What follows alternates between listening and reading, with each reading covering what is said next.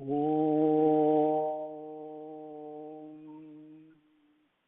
Shri Gurubhyo Namaha Harihi Om Sumukascha Yekadantascha Kapilo Gajakarnakaha Lambodharascha Vikato Vignarajo Vinayakaha Dhumaketurganadhyakshaha Palachandro Gajananaha Vakratundah Surpakarno Herambah Skandapurvajaha Shuklam Baradharam Vishnum Sasivarnam Chaturbhujam Prasannavadanam Dhyayet Sarva Vignopasantaye Yasyat Varadavatra Parishadhya Parasatam Vigham Nidhanti Satatam Vishwaksenam Tamasraye Gurur Brahma Gurur Vishnu Gurur Devo Maheswarah Guru Sakshat Parabrahma Tasmai Shri Gurave Namaha.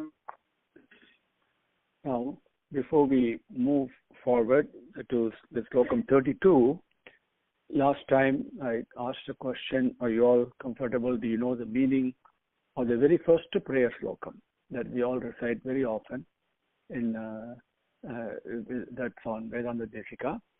And none of you responded saying, yes, I know the meaning of that Slokam. Unless you know it, I was planning on covering that for you before we move on. Okay?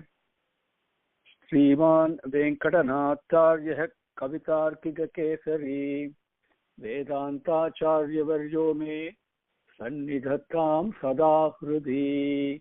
So we recited every Vadagalai Sampradayam of Vaishnava way of worship, you will hear the Slokam. Okay, every function you will hear. Okay, the Tinkalais will not do it.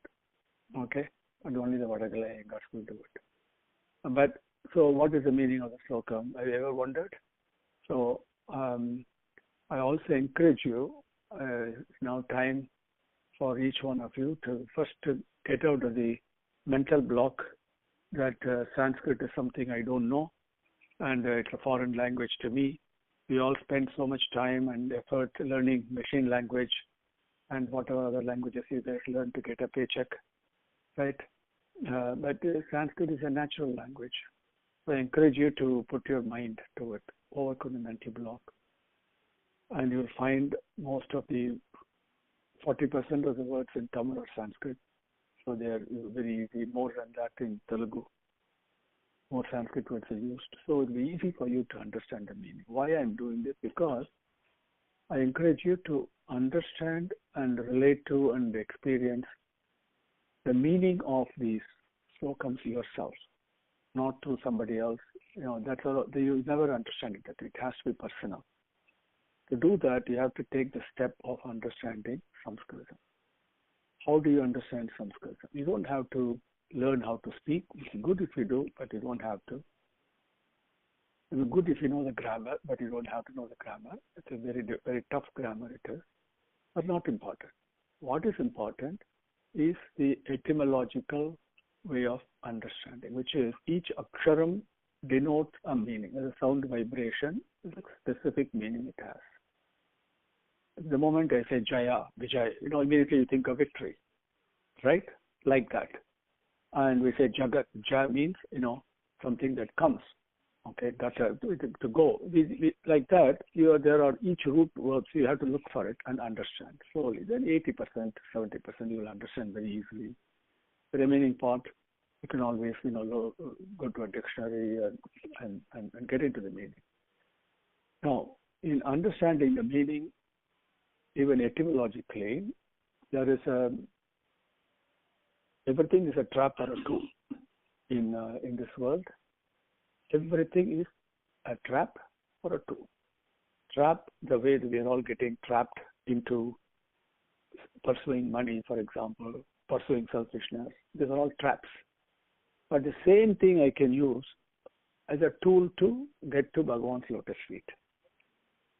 Okay, it's upon how I use it. Like a knife in the hands of a robber performs a different function than in the hands of a surgeon. Same knife. Like that. Etymological meaning. So how do I understand? I can fall into the trap of intellectual scholarships and intellectual gyrations right? And dazzling people with, all that is a mind and intellect level. But Bhagavan says, understand it on a hridayam level. Take the meaning that appeals to your heart, not to your mind or intellect, but to your heart. It must appeal to your heart. Once it appeals to your hridayam, your meaning will be very clear, your message will be very clear, and then you can move forward. So stream on. So what does stream on mean? Okay, immediately the way we are conditioned to think, stream means Mahalakshmi. That's not true. Okay, Sri means bliss. Okay, that is the meaning of Sri. But because the way we always think with the pictures and then Sri, Sri Devi, Sri Suktam, where does it say Sri Suktam is Mahalakshmi? Okay, that's a word we have given later. Right? Then we are gone astray. Now, yes, Mahalakshmi comes, the embodiment of resources comes and surrenders to Bhagavan. Why? Because he is a first bhakta, even in our stories. Because she does that, why? Because that is Sriman, where the embodiment of bliss is there, that is Bhagavan. So, colloquially, in our Sampradayam, we say Sriman and Srimati. We don't say Mr. and Mrs. Okay? Right. Why? What does it mean? Now, when we say Sriman so and so, we are talking about the truth. We have gone so far away from our tradition and teachings, it may sound so strange to you. You may even object to the correct meaning today because we are conditioned so wrongly. But what is the correct meaning? Why do we say stream on so and so?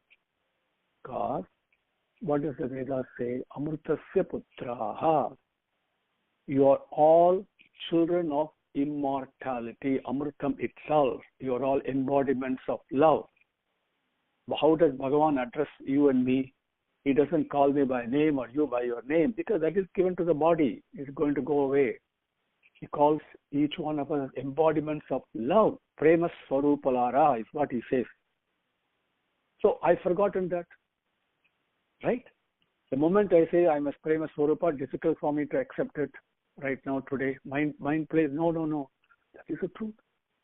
To remind us of the truth that I am nothing but Prema Swarupa and Ananda Swarupa is the reason stream on so and so is given. Not Mr. So and so. You understand? So it is nothing to do with Mahalakshmi. Bhagavan is there. Where Bhagavan is present, Aishwaryam is present. Aishwaryam cannot be present without Bhagavan.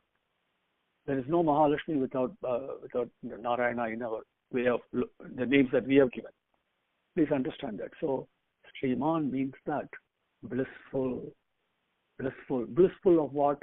Not just regular happiness, but the Atmic bliss, one who's always with Bhagavan. That is what Mahalakshmi does. Always with Bhagavan. That is why she is in the Hridayam. Where Prema is, there Mahalakshmi is. Okay? Now, Srimati, what does it mean? Exactly the same thing. Srimati. Mati means what? Mind.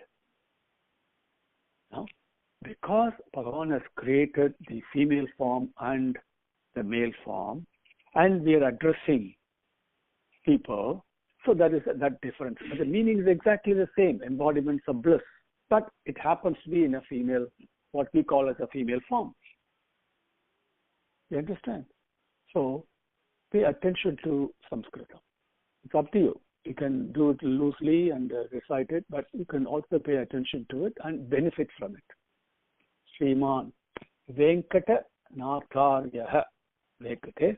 Now, Venkata Natha Aryaha. That's why you break it up. Venkata. Venkateswara, we say. What is Venkata? Venkata. You break it like that. Vem means, the moment I say Vem, immediately you think of heat. Isn't it? This is the beauty of Sanskrit, because we are using Sanskrit words in our own mother tongue. So we know the meaning of most of these. We just don't pay attention to it. Veppam, we say in Tamil. The Vem means heat. Huh?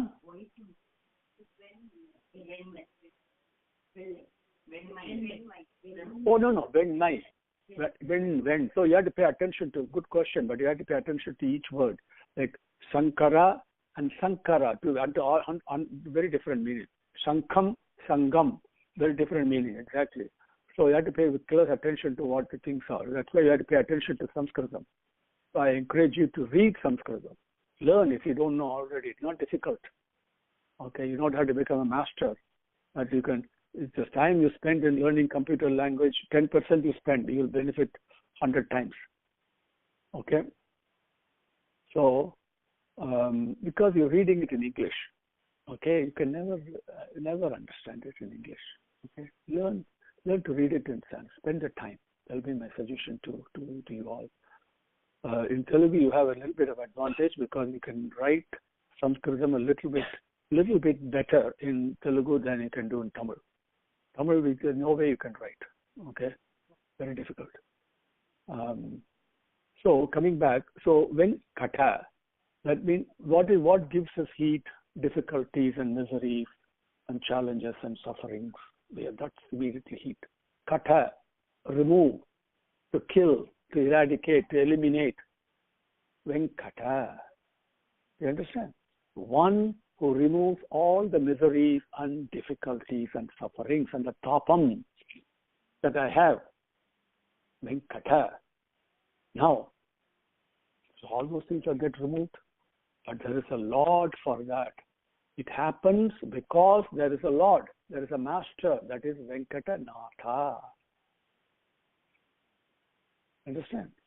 There are so many ways my sufferings can be removed, but they're all temporary. It's like my happiness, so many ways I get happiness, they're all temporary, but happiness comes from bliss. The innate bliss is the one that shows up in different ways because of selfishness, right?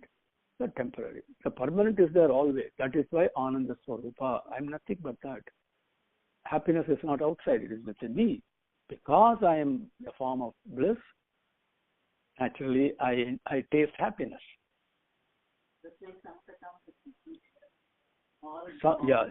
Exactly right. Now, Sankatam, it means, we say, a challenge, an obstacle, like that. Actually, now if you look at it etymologically, katam, okay? Here, it also means that it brings you, by removing all that, it actually puts you in touch with Bhagavan himself. The word sam comes, the sam. Sam is always divinity. A sankara, we say, one who always does good things only, blissful things only. Nothing to do with Shiva or Saivite, please. Don't ever fall into that trap. Bhagavan is also Shankara. Sriman Narayana is also Shankara. He's also Shiva. These are different aspects, that's all. Don't make that division and give yourself the boon of another 1,000 births. Why? But I shall get out of the trap right now in this birth, okay? Okay, so Venkatanatha. Aryaha. What does Aryaha mean? Aryaha has got a couple of beautiful meanings. Arya means the form of the lineage of rishis is one meaning. We all have come from rishis only. All of us have gotram. We all recite, even if you don't know Abhivadeya Mantram, we all have Abhivadeya Mantram. Okay? I may not know it, but I have it. This is a lineage of, what is it? Oh, I've come from the Rishi. That's not to say I'm born in such a great family, sir. It doesn't mean anything. So what? My grandfather may be good, but what about me? This Kula power, they don't mean anything. Scholarship of education and lineage and all, they don't mean anything. As the question is asked by Yaksha to Dharmaputra, you all know that. Okay? Does Brahmanism come from lineage or from scholarship? No, so conduct has to be. Now, Aryaha means conduct. What type of conduct? Refined conduct. Trikarana Suddhi. Okay? Why in the lineage of Rishis? Because Rishis all had that conduct. So if I am from that lineage, I must conduct myself according to that. If I'm a human being, I must conduct myself like a human being. The form alone, it doesn't matter, because Rakshasas also look exactly like this only, not like 10 heads and all this. Some of them look very pretty, very attractive, but Rakshasic in behavior. So conduct is what determines whether you're an animal or a human being or divine. Aryaha, so with refined conduct. Okay? So Venkatanatharyaha, Venkatanatha Aryaha. So in the conduct, by conduct refined by the teachings of this Venkatanatha, by Bhagavan, what are the commands he has given? One who conducts himself according to that, Venkatanatharyaha. You understand? So it's such a beautiful name it is. Aryaha, I'll tell you another thing, I may have shared this with you. Aryaha is a Sanskrit word. Now, a couple of meanings I gave. Come down to Tamil Nadu. Huh?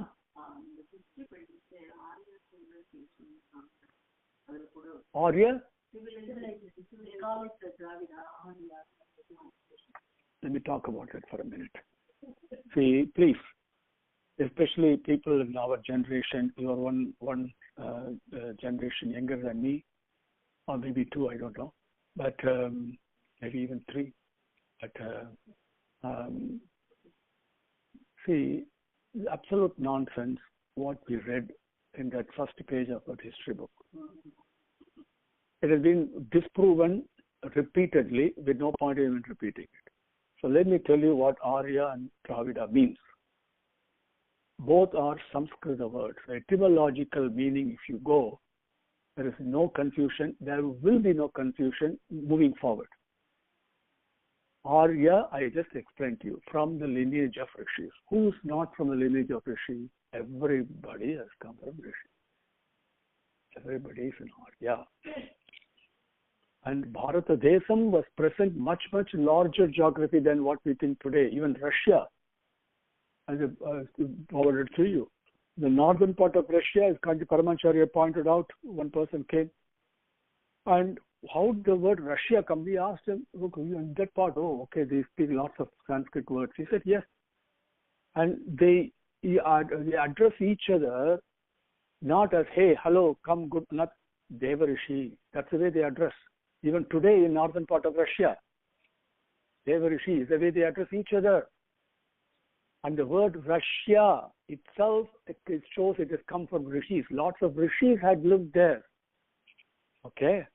The one Brihadaranyaka Upanishad Rishi, the name just escapes me right now. So they all lived there. So Kanti Paramacharya didn't research. So don't think India, Bharata Desam. Bharata Desam was much, much larger. So this question of Arya coming from so-called Europe and all is nonsense. That's all given to us by the Westerners, which we must remove this from our mind. So Arya means this, from the lineage of Rishis, and one who conducts himself according to the teachings propounded by the Rishis. Refined conduct. You don't speak, you don't lie, you speak the truth always, you don't hurt anybody, right? And you live for the welfare of others, samasta lokaha sikhino bhavantu, real way of living. Now, that word Arya, when it comes down to Tamil Nadu, it became Ayya. Now, in Tamil, how do we address somebody politely with reference and respect? We say Ayyar. Put the word Ir. Immediately it becomes one of respect. Now, the Tamil Nadu and Andhra Pradesh is a recent division. They were all one land before. That is why our Vaishnavism, the family in which this young lady has been married to, Kandadai, has done yeoman service in the spread of Vaishnavism. Not a joke. It is not only Alvars and all that. You must listen to people like Kandadai, their lineage, husband's lineage I'm talking about. Tremendous service for spreading the Vaishnava Tattva. Okay?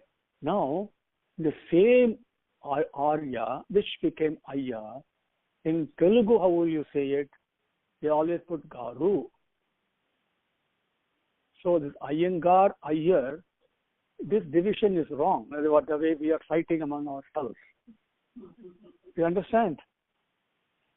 At least going forward, please spread the right message and don't fall into a trap. It doesn't matter what others say. You may stand alone. That is okay. But you must stand for the truth. Don't go for the numbers and please. So this is the meaning. Venkatanatha Arya. Now you begin to picture Bhagavan the Desikachariar comes into your mind in a different way. Oh, he was following the teachings of Bhagavan. That means, like Arjuna did follow the teachings of Krishna, he was following the commandment given in the Vedas, right? Venkatanatha Arya. Kavitarkika Kesari, in the lineage of poets, there are so many poets are there. He is like a lion, like a leader, like a foremost. This is the one that talks about Vedanta Desikachariar, and there's no other way you could say Venkatanathan, but Venkatanatha is Bhagavan's. I explain the meaning to you. Kavitarkika Kesari is the appellation to Vedanta Desikachariar here. He was a poet, he was a great scholar. He's such a great scholar, it's very difficult to understand it. So in one sense, I'm not that crazy about it, to be very frank. You should make it simple for people to understand. Bhagavan never talks in PhD level language. Nowhere you can say Bhagavan speaking in a high level. It is all very simple, like a mother speaking. But he's such a great scholar he was. Great poet. So Kavitarkika Kesari, among the lineage of poets, he was like a king. Understand the first line now? If you mean this, I If it is, basically, he is a form of the Ganta, like the bell of, he was born after our Daya the Venkata plus bell, and the Prasadama Kapru, he was a person who was born with the blessings of Venkata. Okay, very good question. So, because of the Gantam, okay, when the bells and the money born, Tilk. Now, don't mistake me, and I don't want to offend anyone. That is, Gantam gives Nadam, not Natham. Okay, Nadam. Nadam is Dhvani. Nadam is sound.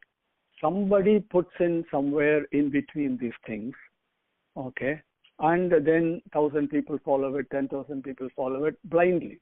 Nothing wrong. You follow blind. Faith is blind. Whatever way you follow, Bhagavan will take care of you. But that is not the meaning. Ka, it is the fourth. You must read Sanskrit. Ka, second, Natham, Natha as leader. No, the third da become Nadam. Nadam, third da. See, ta, da, da. Okay, ta. That tha is Natham. Natha means Natha. Then Sita's Natha was Rama, like that. The one, not only leader, one who takes care of you. See, not who can take care of somebody else? Only Bhagavan. That is why Durva's mother sends him, go to Narayana. He's the only one who can take care. So that is Natha. Natha. This one is Natham, is second, Matha. Natham. Third, so pay attention. That's all it. First time. So pay attention to that. Very important. So, but good question. This is how you ask. So that is why it's difficult to understand in Tamil. Okay. So the da Tamil that is written, you must put number 3 on it. So ta, tha, da, dha. Da is fourth. This one is third. Da, dam. Okay. You understand? So plus Venkata. That meaning also you have to take. When you go to Bhagavan, you say Venkateswara. Venkata Iswara. Iswara, Natha means, basically say one Natha means leader who takes care. Iswara means the ruler, the master, the controller. He is the controller of all the difficulties that comes to you. So he can remove it any time. Then he is the one who pulverizes it, like puts it in a fire and burns it. That is Venkateswara. So Venkatanatha. Okay, do you understand? Happy? Okay. Now, second line. Vedanta Charya Varyo. Okay. Veda Anta Acharya Varyaha. Now, Aryaha, Varyaha, very important. These all words are all very important. I'm spending a little bit time, so I hope you'll take notice and move forward hopefully in the right way. Okay. Veda means Vedangal. Anta, the end of Vedangal, Vedanta Sabha and all this. What is the meaning? Okay. What is the end of Vedic knowledge? It is not Upanishads. Upanishads point to what the end of Vedic knowledge is. Vedic knowledge has to come from within, only through sadhana and with Bhagavan's grace. That is Atmic knowledge. Ekoham. Okay, I am only one. Okay, that thing, I am nothing but prema. That knowledge has to dawn by experience. I am nothing but bliss. That is Veda Anta. Okay, now Vedanta Acharya. Very important. We use word Acharya very often, quite loosely. Okay, now what does Acharya really mean? Okay, the etymological word, Sanskrit words, if you pay respect to it, you have to understand the meaning the right way. Then it will become clear to you. Vedantam, Vedangal, Upanishads, all those things prescribe how to live, guidelines and rules. Okay, repeatedly. Okay, not just do this, how to do it, with what mindset. Okay. Yagainaikena amritatvam anasuhu. It clearly says that we should follow. Not to na prajaya, na karmana, na dhanena. Yagainaikena. Yagainaika yekena. Only through tyagam amritatvam anasuhu you will get amritatvam. Na prajaya, not through children. Na prajaya, na karmana, not through activities. Vedangal, one part it says do all the activities. Another part it says na karmana, not through activities, it says that. How do you understand? This is where Hridayama comes in. Then it's na dhanena, not through wealth. We are all pursuing wealth, giving importance to it. Okay? Tyagaina, tyagainaika ekena. Only through tyagam, sacrifice, it will come. So we have to understand the essence, the correct meaning of these things. Then put it into practice. Then you become an acharya. A person who practices the teachings given in the Vedas, Vedanta Acharya. Among those acharyas, Varyaha, in grammar it becomes Varyo, but Varyaha means the one who is close to, very proximity, we say, Varya also means one who is very highly specialized and skilled, very good. We say good, better, best. The best is Varyaha. So, among the acharyas who practice the teachings of Vedangal and Vedantam, which is Upanishad, the best among those, Kavitarthika Kesari Vedantacharya Varyaha. What about him? Okay, you described him. What about him? He's already got it, but what does it mean to me? What am I saying? Me Sannidhatam. Sannidhi. Sannidhi means proximity. Okay? To be close to. Varyaha means is the best I said. Sannidhi means close to. So we say Bhagavan Sannidhi. That means we are close there. Okay? Yeah. And learn strengthen the skill of focus, not to get distracted. Let the phone ring. You don't worry. She was completely focused. So the Sannidhi means proximity, right? Close to. Not only physically, mentally and hridayam wise. Okay? To heart I am very close. Mind I am very close. Physically maybe it doesn't matter. Right? Sannidhi. Sannidhatam. That proximity, the closeness to him. Okay? Sada, always. Always means not only at all times, always in all places, in all times. 3 different ways. Time, place, and way it happens. Sada, me hridi. In my heart, in my hridayam, I am very close to him. one way they try. May he be close to me in my hridayam. No. May I become close and near to him. Keep him in close company in my hridayam. This Kavitartika Kesari, this Vedanta Acharya Varyaha, may I always keep him in my heart very close. May I worship him. May I keep him as my closest friend, closest guide. Because what is in your heart is the closest. Everything else a little bit farther away. Now you understand? So like that, get into it. Sriman Venkatanatharya Kavitartika Kesari Vedanta Acharya Varyo me Sannidhi Sada Hrudi. Now, our time is up. Okay? Okay.